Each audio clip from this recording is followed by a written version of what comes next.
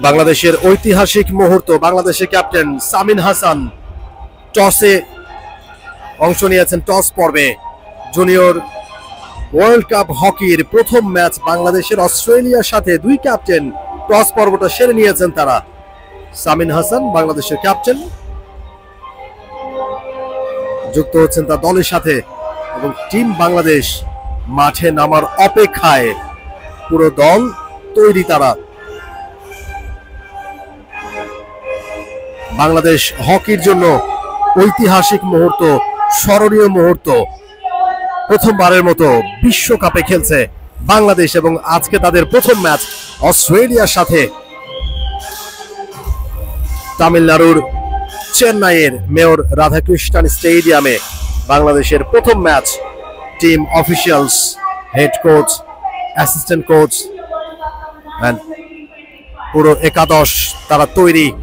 টানা তৃতীয়বার অর্জন করেছে দেশের সেরা সুপার ব্র্যান্ড স্বীকৃতি বসুন্ধরা টিস্যু। মাঠে নামতে সময়ের অপেক্ষা।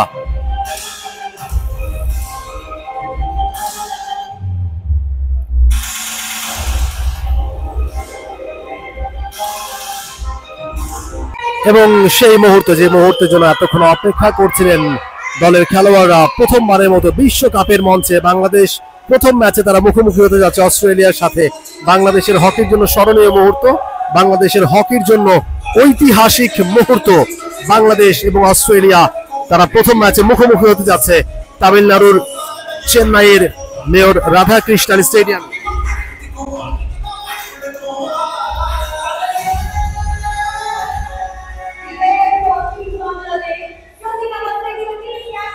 বাংলাদেশের পতাকা শোভা পাচ্ছে চেন্নাইয়ের এই হকি স্টেডিয়ামে।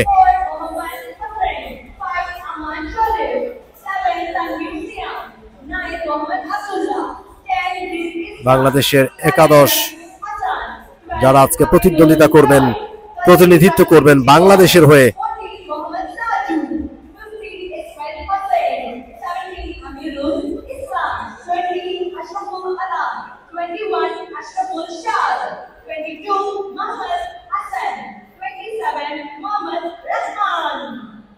For more updates, subscribe to our YouTube channel and click on the bell icon. Follow us on Facebook and Instagram. Download T-Sports app to enjoy exciting games and highlights. Visit tsports.com.